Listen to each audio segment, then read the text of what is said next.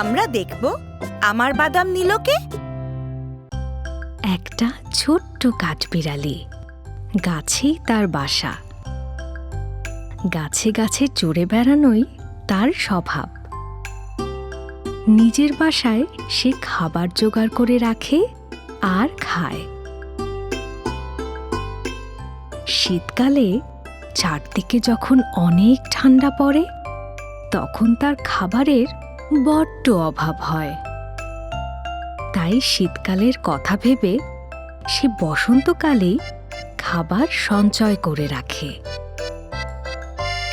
একবার এক বসন্তে কাঠবিড়ালি একটা গাছে ফাঁপা একটা গর্ত খুঁজে পেল। গর্তটা দেখে সে আনন্দে লাফিয়ে উঠল। বাহ, বেশ সুন্দর জায়গা তো। তাহলে সামনের শীতের জন্য আমি এই ফাঁপা গাছের কোটরেই খাবার জমা করে রাখবো। কাঠবিড়ালি দিন রাত কঠোর পরিশ্রম করে খাবার সংগ্রহ করতে লাগলো। অল্প কিছুদিনের মধ্যেই ভরে যেতে লাগলো গাছের কোটর। পুরো বসন্তকাল থেকে গ্রীষ্মকাল পর্যন্ত কাঠবিড়ালি অনেক অনেক কাঠবাদাম জোগাড় করে রাখলো শীত মৌসুমের জন্য। এত কাজ করে কাঠবিড়ালি এবার নিশ্চিন্ত হলো, যাক, শীতটা তার ভালোই কাটবে। তখন শরৎকাল। একদিন হঠাৎ কাঠবিড়ালি লক্ষ্য করল যে গাছের কোটর থেকে তার কিছু বাদাম কমে গেছে। সে মনে মনে বলল, আরে, মনে হচ্ছে কিছু বাদাম নেই। বাদামগুলো গেল কই? কাঠবিড়ালি ভাবল কেউ হয়তো তার বাদাম চুরি করেছে। তার খুব রাগ হলো। তাই সে ঠিক করলো গাছ থেকে নেমে যেভাবেই হোক চোরকে আজ ধরবেই। সে এক পাখিকে জিজ্ঞেস করল। তুমি কি আমার বাদাম চুরি করেছো? পাখি মাথা নেড়ে বলল, আমি শুধু কেঁচোই খাই, বাদাম টাদাম ওসব আমি খেতে পারি না। এরপর একটা মৌচাকের কাছে এসে কাঠবিড়ালি মৌমাছিদের জিজ্ঞেস করল, তোমরা কি আমার বাদাম চুরি করে তোমাদের মৌচাকের ভেতরে লুকিয়ে রেখেছো? মৌমাছিরা একসাথে ভন ভন করতে করতে বলল, দেখো ভাই, আমরা শুধু মধু আর ফুলের রেণু জমা করি। আমরা ওসব বাদাম টাদামের দিকে ফিরেও তাকাই না। কাঠবিড়ালি বলল, তোমরা সত্যি বলছো তো? আমি নিজে দেখতে চাই। কাঠবিড়ালির কথা শুনে মৌমাছিদের খুব রাগ হলো। ওরা বলল, তুমি আমাদের চাক ভাঙতে চাইছো? দাঁড়াও, দেখাচ্ছি মজা। কথাটা বলেই মৌমাছিরা ঝাঁক বেঁধে কাঠবিড়ালিকে হুল ফুটিয়ে দিতে লাগলো। ভয়ে কাঠবিড়ালি মৌমাছিদের গাছ থেকে দৌড়ে নেমে এলো। এরপর সে এক ঘুঘরি পোকাকে ধাক্কা দিল। গান থামিয়ে পোকাটা তার দিকে তাকালো। কাঠবিড়ালি জিজ্ঞেস করল, তুমি কি আমার বাদাম চুরি করেছো?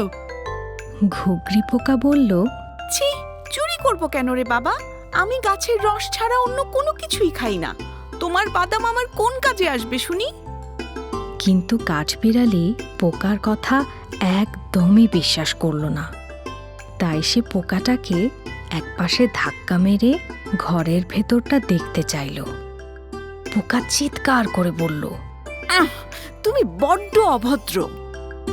যাই হোক, ঘুঘরি পোকার বাসায়ও কোনো বাদাম নেই। হতাশ হলো কাঠবিড়ালি। এরপরে সে বানরের সাথে দেখা করল। বানর গাছের ডালে বসে মজা করে কলা খাচ্ছিল। কাঠবিড়ালি জিজ্ঞেস করল, তুমি কি আমার বাদাম চুরি করেছো? বানর বলল, কেন আমি তোমার বাদাম চুরি করতে যাব? আমি তো শুধুই ফল খাই। কাঠবিড়ালি বলল, তুমি কি সত্যিই শুধু ফল খাও, একটা বাদামও খাও না? কাঠবিড়ালির কথা শুনে বানর প্রচণ্ড রেগে গেল। থামো, তুমি খালি খালি আমার উপর দোষ দিচ্ছ। হতাশ হয়ে কাঠবিড়ালি সেখান থেকে চলে গেল। তারপর সে দেখা করল একটা সবুজ গিরগিটির সাথে। কোনো রকম ভদ্রতা ছাড়াই গিরগিটিকে জিজ্ঞেস করল, তুমি কি আমার বাদাম চুরি করেছো? গিরগিটি খুব রূঢ়ভাবে বলল, আমি কেবল কীটপতঙ্গ খাই, কোনো বাদাম খাই না, বুঝলে? কাঠবিড়ালি জানত গিরগিটি তার শরীরের রং পরিবর্তন করে ছদ্মবেশ নিতে জানে। তাই সে ভাবল হয়তো এই গিরগিটি তার বাদামগুলোর রং পরিবর্তন করে চুরি করে লুকিয়ে রেখেছে। তাই সে বলল, তুমি রং পরিবর্তন করে লুকিয়ে লুকিয়ে আমার বাদামগুলো চুরি করে আনোনি তো? গিরগিটি তার শরীরের রং সবুজ করে বলল, আমি কেবল আমার শরীরের রঙই পরিবর্তন করতে পারি, আমার শরীর কিন্তু একই রকম থাকে। কাঠবিড়ালি কিছুতেই বুঝতে পারল না। তাছাড়া এত খোঁজাখুঁজির পরও বাদামের কোনো খোঁজ পাওয়া গেল না। তাহলে কে তার বাদাম চুরি করল? কারো কাছে না পেয়ে কাঠবিড়ালি আবারও তার গাছের নিচে এসে বসল। বাদাম চুরির ঘটনায় সে খুব দুঃখ পেল, কিন্তু চুরিটা করল কে? হঠাৎ কাঠবিড়ালির মাথায় এলো ঘটনাটা কি। গাছের গোড়ায় ছিল এক বড় গর্ত। আসলে ওই গর্ত দিয়েই তার বাদামগুলো নিচে পড়ে গেছে, আর মেটে পোকাদের ঘর দিয়ে ঢাকা পড়ে গেছে বাদামগুলো। পুরো সময়টাই সে গর্তের মুখ ঠিক করার জন্য কাজ করতে লাগলো। তারপর গান গাইতে গাইতে হারানো বাদাম সহ ঘরে ফিরে গেল। অবশেষে শীত এলো। কাঠবিড়ালির কোনো চিন্তাই রইল না, কারণ শীতকালে টিকে থাকার জন্য সে আগেভাগেই ব্যবস্থা করে রেখেছে। সে সঞ্চয় করে রেখেছে অনেক অনেক বাদাম।